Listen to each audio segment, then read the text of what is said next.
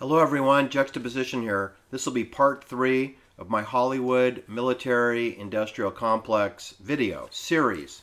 If you've been following my channel for the last year, you'll know that I have unraveled the mystery of the Sharon Tate, Abigail Folger, Lena LaBianca murders. I've solved the alleged so-called Zodiac killings. Hate to disappoint you, but there never was a Zodiac killer, lone nut, crazy dude. Nor was there a hippie cult family by the name of Manson. In fact, there's no Manson anywhere, even in the Poppycock story, okay? Charles Miles Maddox, his name is not Manson.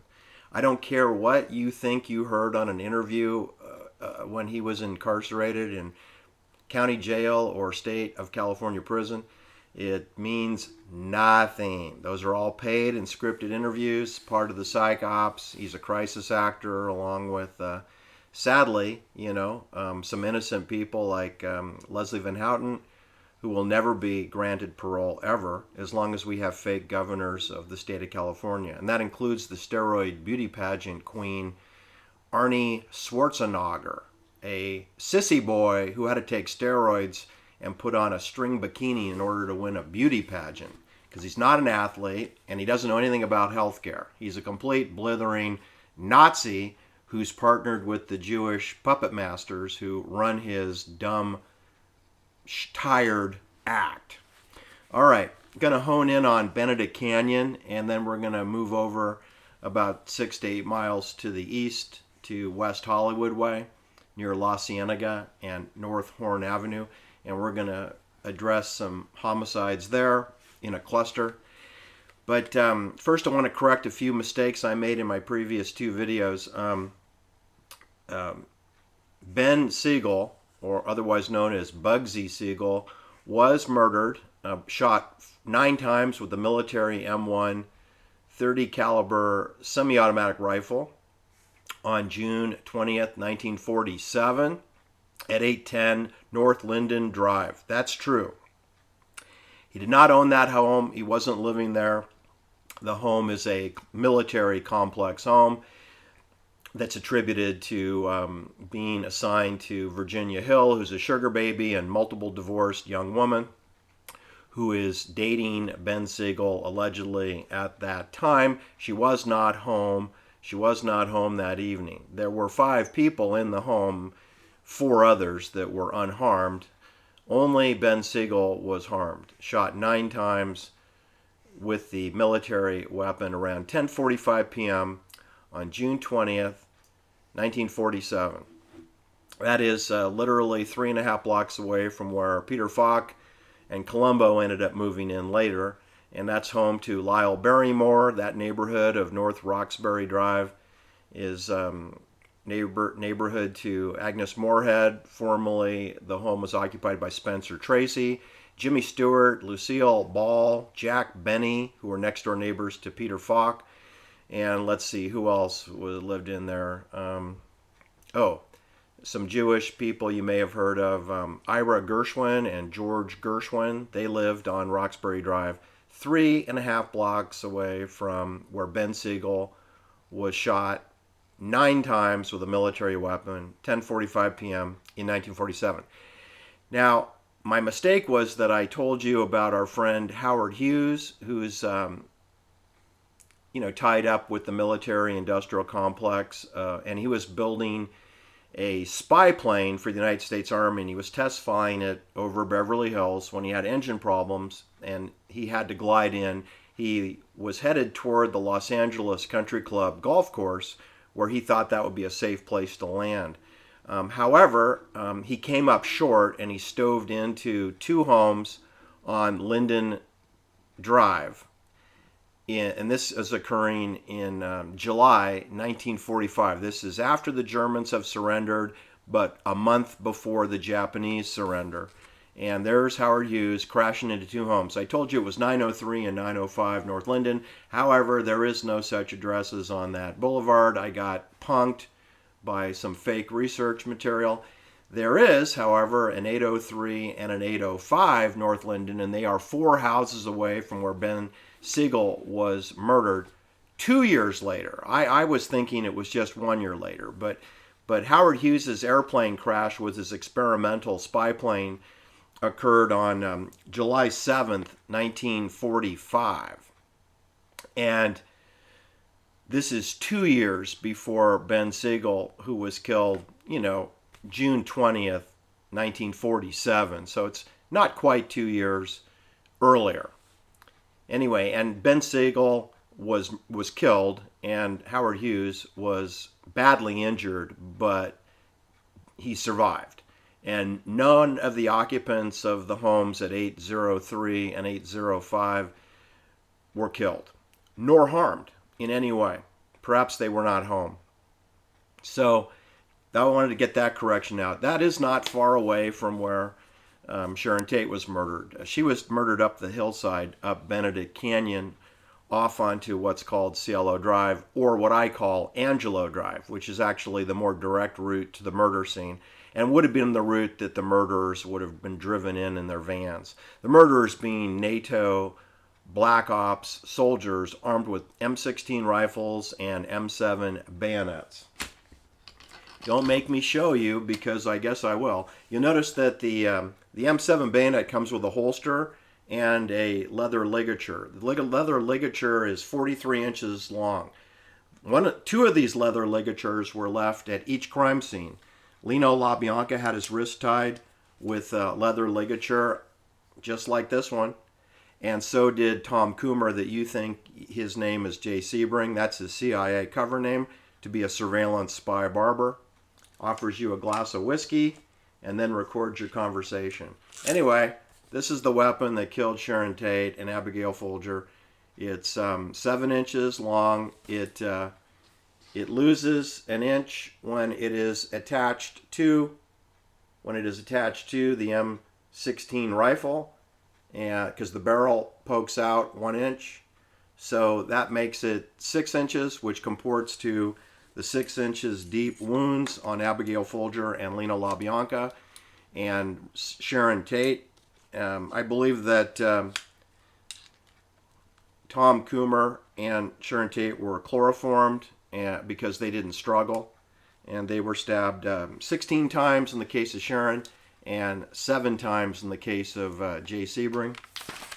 Abigail Folger and Voytek Frykowski fled the house and got to the lawn, where they were bayoneted 28 times in the case of Abigail, plus another dozen superficial wounds that I'm not going to count. But she had wounds 1.5 inches to 6 inches deep on her body in a 360-degree pattern, indicating that she was surrounded by a minimum of 3 NATO soldiers with bayonets. And then Voytek Frykowski, age 32, he's stabbed 51 times and shot twice with M16 rifle fire. All right, and then you have the Stephen Parent character, age 18, who attempts to flee in his parents' Ambassador two-door sedan, and he is bayoneted once in his left wrist, severing his wristwatch, tossing it into the rear seat, and shot 4 times, bang, bang, bang, bang, bang, with semi-automatic M16 rifle fire. Perhaps 2 soldiers shooting 2 times apiece would be my supposition on that. In any case, he was shot by military soldiers. There's no doubt. Whether it was 1, 2, 3, or 4, makes no difference. The point is, there was over a dozen to 16 NATO soldiers on that property. That property is owned by the military. The sooner you understand that Hollywood is inextricably linked with the military and the clandestine bankers, the private bankers that fund those movies that you all love, and the television shows, and all of the theatrical performances that go on, and then they have to house all these professional actors, and they put them into Laurel Canyon, especially in the case of the music artists, and they put them into Benedict Canyon, into the Truesdale Estates, where they put Elvis Presley and then later Elton John, and they put them sometimes on the flats, like they did for Michael Jackson and Elton John and Jose and Kitty Menendez. They put them up at 722 North Elm Drive. And then after the murder of Jose Menendez and Kitty by professional killers, not their children, no, There's a lot of scapegoats that are serving life imprisonment who are innocent, completely innocent. All right? First of all, Lyle Menendez was a Princeton student, okay? He's in New Jersey, but he came home for the summer. And Eric just graduated from Calabasas High School. He never attended Beverly Hills High School. He doesn't know anyone in Beverly Hills. And neither does Lyle. And then they're blamed for the murder? And it's based on a psychiatrist, Jerome Oziel, who's a complete whack job, who has an office right in that same neighborhood. There's no direct evidence that connects Eric and Lyle Menendez with the murders of their parents. None. And the police never connected them at any time. And it took over 5.5 months to get them arrested based on some wackadoodle woman who claimed that her married boyfriend, who's a psychologist, told her that the Menendez boys confessed, which probably never happened in real life, but it happened on television. Anyway, when you understand that this whole thing is about crisis actors and intimidation and fear and provisional housing, and that these Hollywood celebrities do not really own their own homes, they're put in there, and those homes are provisionally given to them for free, and then they're 100% surveilled, and occasionally people get murdered in them. So let me give you some examples, because the Sharon Tate murders were not the first, nor were they the last homicides in the Benedict Canyon area, which is a relatively small area that originally started out with about 107 homes. They've built out more homes since then, and so let's just say that there's 140 homes in Benedict Canyon today. I probably am off. Maybe there's 150 homes. But at the time when Sharon Tate was murdered, there were 107 homes in Benedict Canyon. But before that, there were obviously fewer homes. And so the first murder in Benedict Canyon was Thomas H. Ince. He died at age 44. He is very close with William Randolph Hearst, and even closer with William Randolph Hearst's mistress, Marion Davies, not her real name, right? Marion Davies met William Randolph Hearst when she was a 19-year-old dancer, okay? And he was 53 years old and married, okay? So then they start up a sexual affair, which goes on for another 34 years. Anyway, Marion Davies, that's what her stage name became, Davies. It's rumored that she had an affair with this Thomas H. Ince, who's also married, of course. He's an older man that's married.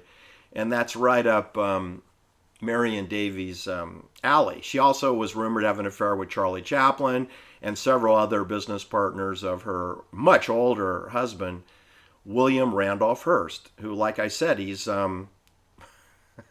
34 years older than her. What do you expect, right? He's 34 years older than her.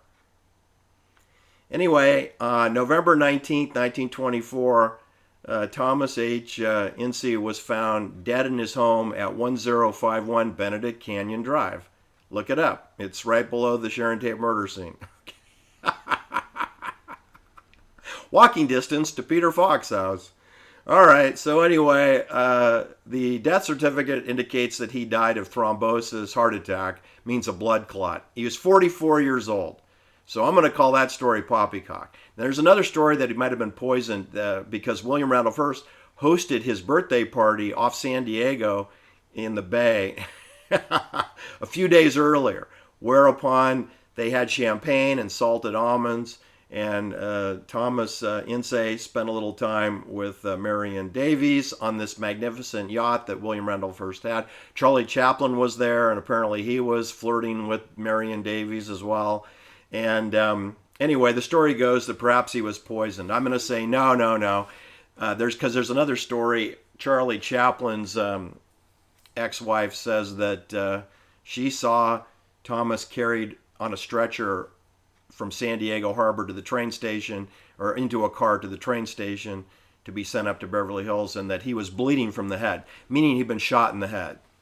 And that seems plausible, that Thomas Ince was shot in the head, but everything's been covered up. So just like the Sharon Tate murder, we have a lot of mendacity stories, and don't forget that William Randolph Hearst completely controlled all media sources in the way that Google and Amazon and Twitter and the meta universe controls the fake news today.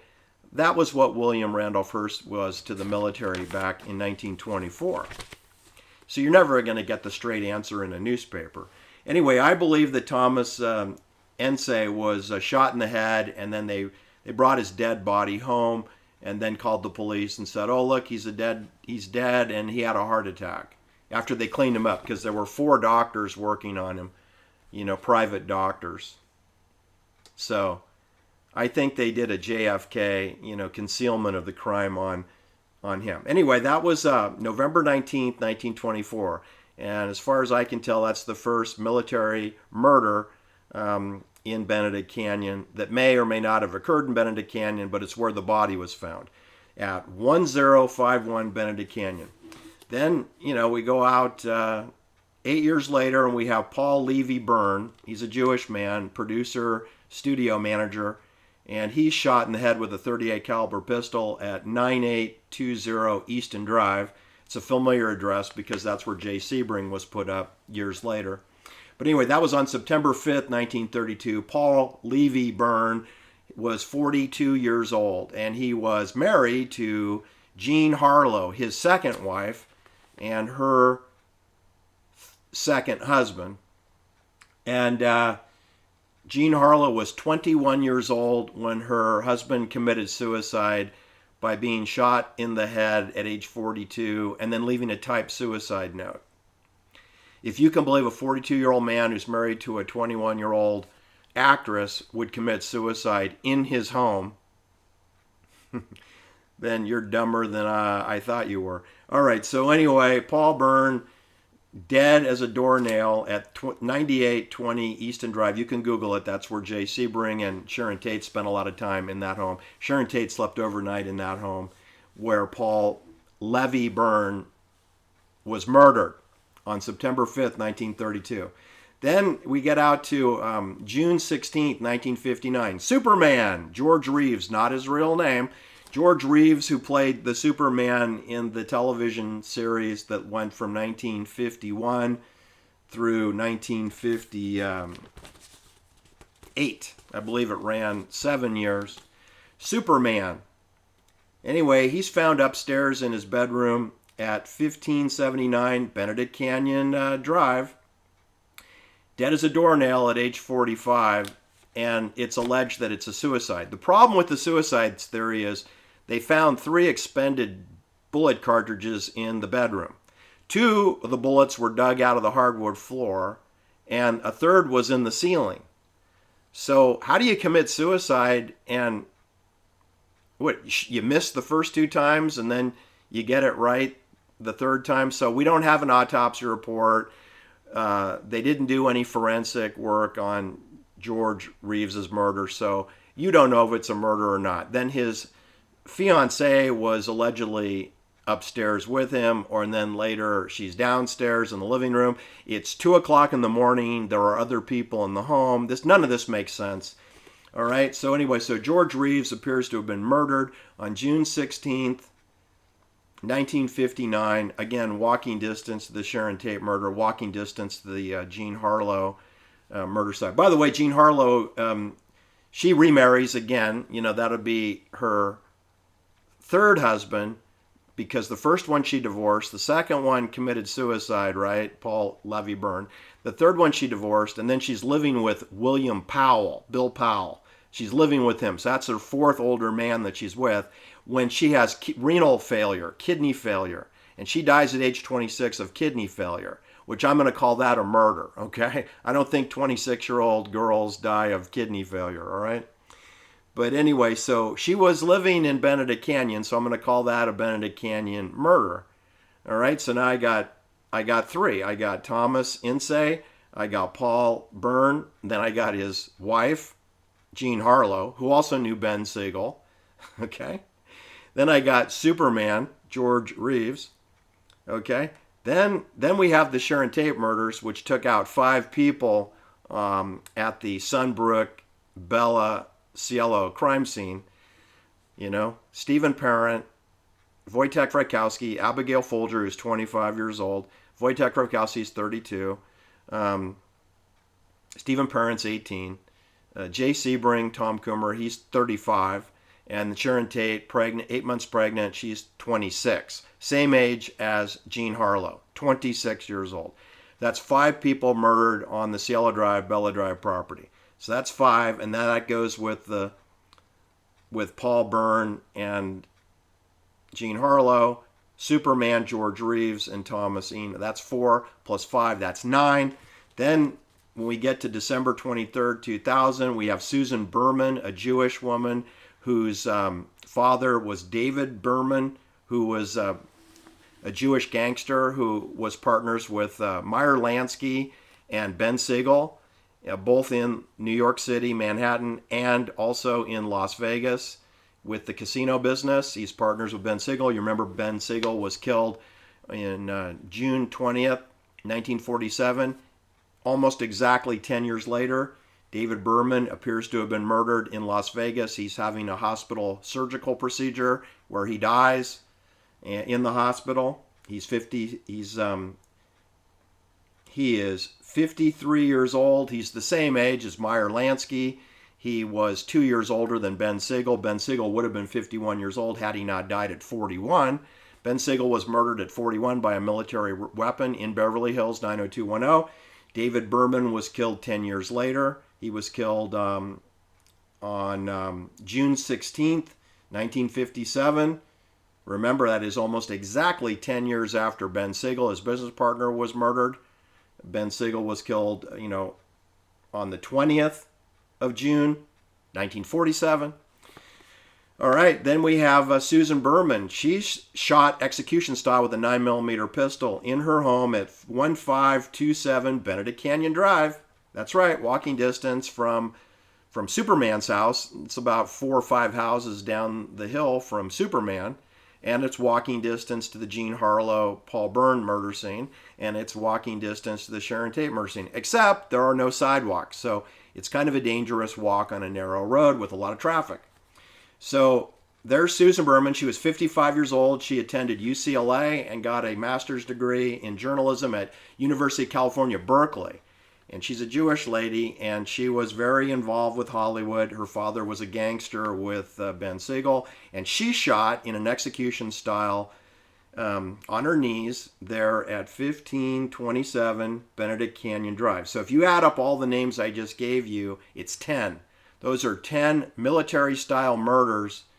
Jean Harlow was renal kidney failure. That sounds like acute poisoning.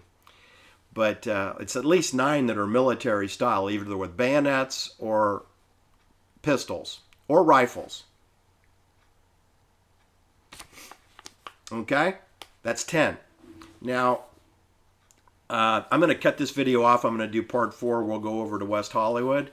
And we'll also talk a little bit about Natalie Wood, who, was killed. That was another correction I wanted to make. She was technically killed Saturday morning at about 2 to 3 a.m. in the morning at Santa Catalina Island. She was 43 years old. And there's November 28th, 1981. November 28th. That's a Saturday morning. That is 33 days from the end of the year. So Natalie Wood was murdered 33 days from the end of the year. Right? It's another 33.